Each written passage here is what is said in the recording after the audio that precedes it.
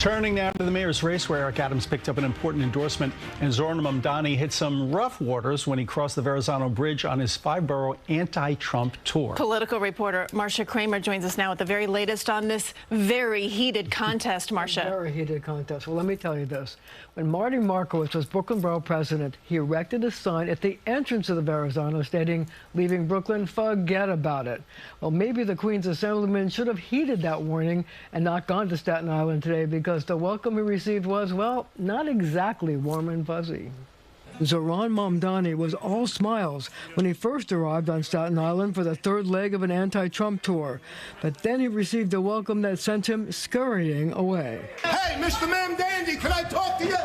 This is my island. You're not welcome here.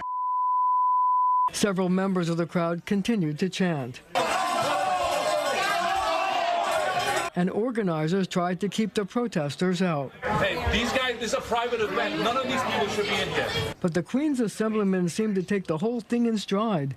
He was asked why he brought his anti-Trump crusade to Staten Island, knowing that there are a lot of Republicans who support the president. For too long, too many of us have been afraid to make the case. All right. Yeah. All right. We have been embarrassed of our own ideas and ideals. Right. And part of the reason that I stand before you as the Democratic nominee is that I went everywhere. The decision to campaign against the president generating a lot of heat on the campaign trail. He wants to challenge Trump.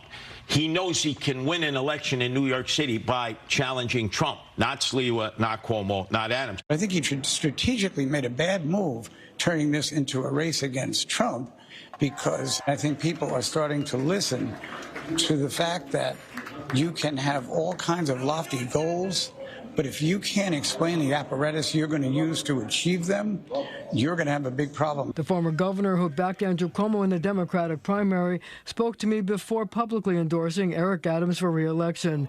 He did not call for any of the other hopefuls to drop out, but I'll say this.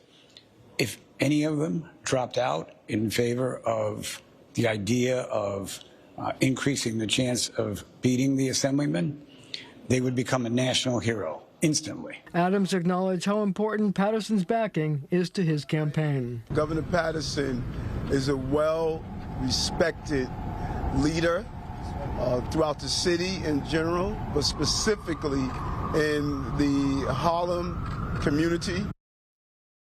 Now, Andrew Cuomo had no public events today, but he continued to wage his social media war against the Queens Assemblyman for living in a rent-stabilized apartment. Mamdani returned the favor with a video questioning Cuomo's clients and the people he's represented, guys. And Curtis without the red beret there. A different look. A different look, but maybe one that works. We'll see. Thank you, Marcia. Thanks, Marcia.